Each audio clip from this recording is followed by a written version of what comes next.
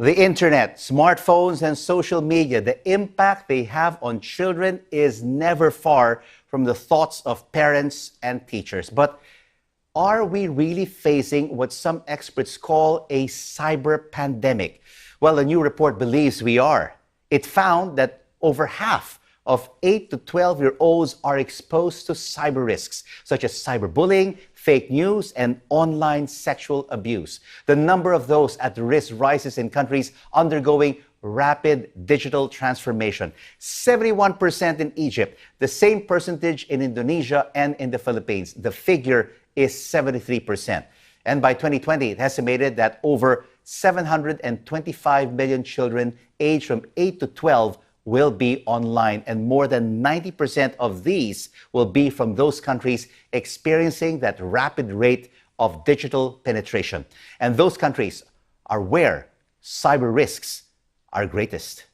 To tell us more about this study, joining me in our Singapore studios is Yuhyun Park from the DQ Institute, an international coalition that aims to empower individuals with digital intelligence skills, and published this report in association with the World Economic Forum. Dr. Park, thank you so much for joining us. Just taking a look at this data, it is very disturbing indeed, the high prevalence of children's involvement with cyber risk behaviors. Yes, indeed. Thank you for having me. Especially, we see that, just like you described, the nations that having the rapid digital transformation also got hit severely because the speed of their internet adoption and mobile penetration doesn't follow with the adequate protection for the children. Why did you decide to focus on the 8-year-old to 12-year-old age group? Very good question. I call it a golden time to rescue. It's a prime age because about 10 years old, children start having their own smartphone. And this is an age group, they start engaging in social media, games in a very active way.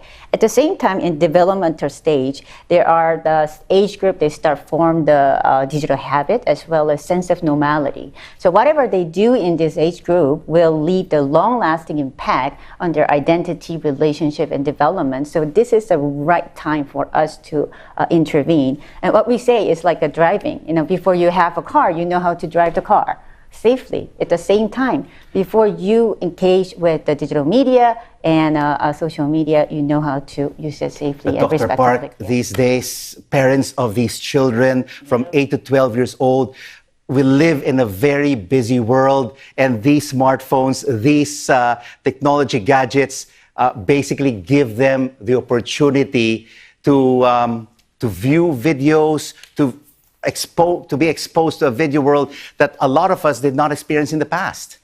True. I'm also a mother. I have 2 kids, exactly 8 and 10 years old. And I strongly believe in technology, and they provide so much potential to the children. But this age group, there is more of a risk than opportunity from my standpoint. What should be done now to be able to intervene and turn this negative into a positive? Exactly. So that's why we actually developed the methodology called the DQ. It's like IQ and EQ. So DQ is a set of digital skills for children to thrive in the digital technology. But the first step of DQ is a digital citizenship, for them to use digital media in a safe and respectable way. And what we are starting is a global movement called DQ Every Child, to empower every child in the planet and the internet with DQ. The key is critical thinking. All right, thank you so much for your insights. Dr. Yuhyun Park, the founder of the DQ Institute.